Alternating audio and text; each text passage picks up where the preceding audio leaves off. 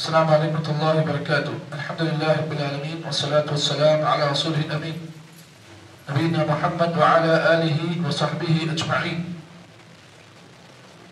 وعن جابر بن عبد اللہ رضی اللہ تعالی عنہ قال قال رسول اللہ صلی اللہ علیہ وسلم مثل الثلوات الخمس كمثل نحر جار غمر على باب أحدكم يغتسل منه كل يوم 5 مرات رواہ مسلم. اس طرح کہ گزشتہ اللہ تعالیٰ پر امید کے سلسلے میں مختلف حدیثیں آپ لوگوں کے سامنے پیش کی گئی. اسی سے جڑی ہوئی ایک اور حدیث آپ حضرات کے سامنے جو بڑی مشہور و معروف حدیث ہے وہ پڑھی گئی، اور ابھی حدیث جابر بن عبداللہ رضی اللہ تعالیٰ عنہ ہے.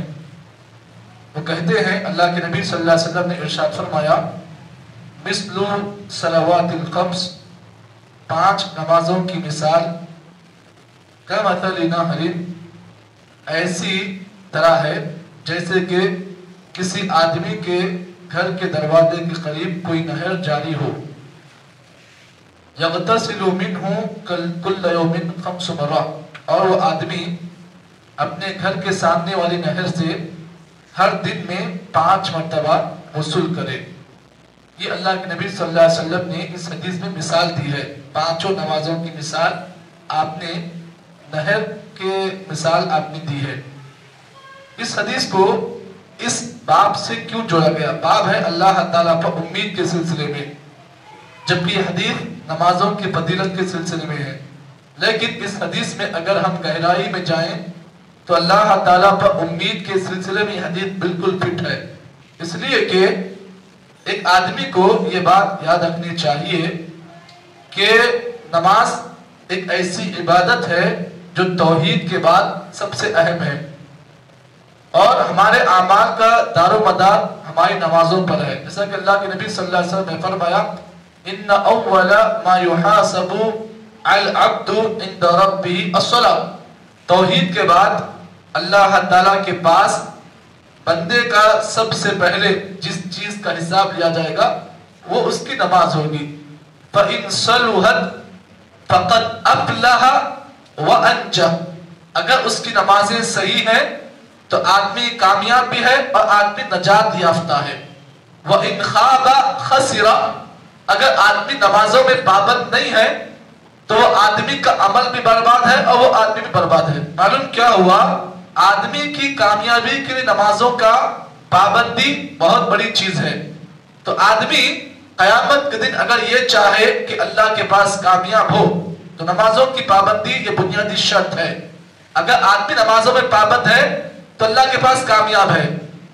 نمازوں میں آدمی اگر ٹال مٹول کر رہا ہے تو اس کا مطلب یہ ہے کہ وہ اللہ تعالیٰ کی بارگاہ میں وہ انسان ناکام ہے. اب یہاں پر آپ اس بات کو بھی جان لیں، ایک مثال کے ذریعے سے اس بات کو آپ سمجھیں کہ ہم میں سے کوئی آدمی ایسا ہے جو بڑا خوش نصیب آدمی ہے جس کے گھر کے بالکل سامنے بالکل مین ڈور پر ایک نہر کا پانی جاری ہو چکا ہے، اور وہ آدمی ہر دن اس نہر کے پانی سے 5 مرتبہ آدمی غسل کرے. مثال کے طور پر اب وہ آدمی جو ہے فجر میں غسل کیا، اس کے بعد پھر وہ آدمی غسل کر اپنے گھر کو گیا، پھر ظہر میں پھر غسل کیا، پھر ظہر میں غسل کرنے کے بعد پھر عصر میں کیا، پھر اس کے بعد مغرب میں غسل کیا، پھر اس کے بعد ایک ہی دن میں عشاء میں غسل کیا. تو بتائیے کیا اس کے جسم پر کوئی میل رہے گا؟ بالکل نہیں رہے گا. کیوں؟ اس لیے کہ دن میں 5 مرتبہ غسل کرنے والے کے جسم میں کوئی میل کچیل باقی نہیں رہتا ہے. اسی طریقے سے نمازیں بھی یہ انسان کے ظاہری بدن کو جس طرح پاک کرتی ہے ویسے ہی انسان کے اندر جو گناہ ہوتے ہیں اس کو بھی نمازیں پاک کرتی ہیں. اس کی مثال دیکھیں، اگر آپ نماز کے اندر ہیں، حالت رکوع میں ہیں، تو حالت رکوع میں جتنے بھی آپ کے گناہ ہیں آپ کے کاندھے کے اوپر وہ رکوع کی وجہ سے ختم ہو جاتے ہیں. اگر آپ سجدے کی حالت میں ہیں تو آپ کے جو گناہ ہیں وہ سجدے کی حالت میں آپ کے گناہ معاف ہو جاتے ہیں، پاک ہو جاتے ہیں. تو نماز ایک ایسی عبادت ہے جو انسان کے ظاہری جسم کو بھی پاک کرتی ہے اور انسان کے باطن میں جو گناہ ہوتے ہیں نماز اس کو بھی پاک اور صاف کرتی ہے. یہاں پر آپ اس روایت میں اس بات کو بھی جان لیں کہ نہر اگر پانی جاری ہوتا ہے، اور آپ جانتے ہیں فقہ کو جانتے ہیں، فقہ کا ایک قاعدہ ہے کہ اگر کوئی آدمی جاری پانی میں اگر کوئی آدمی پیشاب کرتا ہے تو اس پانی سے وضو کر سکتے ہیں. کیوں؟ اس لیے کہ پانی جاری ہے. اگر پانی ٹھہر کر رہتا ہے، اگر آدمی اگر اس میں کوئی گندگی کرتا ہے تو پھر وہ پانی انسان کے لیے پاک نہیں ہوتا ہے. تو یہاں پر دیکھیے اس حدیث میں اللہ کے نبی نے بیان کیا کہ مثل نہر جاری، نمازیں پڑھنے والے کی مثال ایسی ہے جیسے کہ اس کے گھر کے پاس کوئی نہر جاری ہو.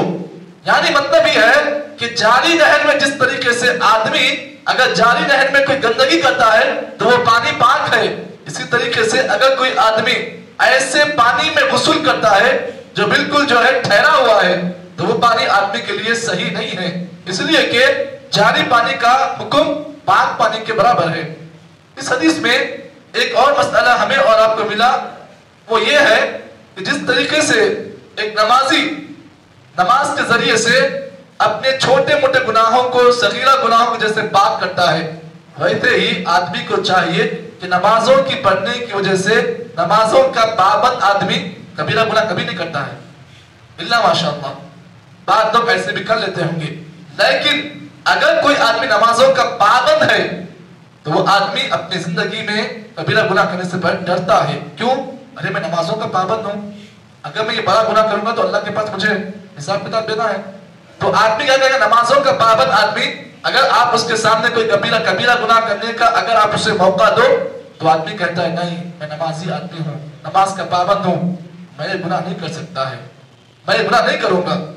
تو نماز ایک ایسی عبادت ہے جو آدمی کے اندر جو ہے اچھائی ڈالتی ہے اور آدمی کے اندر سے برے عادتوں کو اور برے کاموں کو یہ نماز ختم کرتی ہے. اس حدیث میں دوسرا مسئلہ وہ نکلا، وہ یہ ہے فضل اداء الصلوات الخمس والمحافظۃ علیہا. اس حدیث کے اندر اللہ کے نبی صلی اللہ علیہ وسلم نے 5 نمازوں کی فضیلت بیان کی اور 5 نمازوں کی حفاظت کرنے کی بھی آپ نے اہمیت بیان کی ہے. تیسرا مسئلہ اس حدیث سے یہ نکلا بیان خدا نبی صلی اللہ علیہ وسلم فی اسلوب الترغیب والتوجیہ بالمحاورہ. اللہ کے نبی صلی اللہ علیہ وسلم کا انداز بیان، آپ جب لوگوں سے بیان کرتے، صحابہ سے جب کوئی بھی بیان کرتے، کوئی نصیحت کرتے تو اللہ کے نبی صلی اللہ علیہ وسلم صحابہ کرام کو مثالیں دے کر سمجھاتے.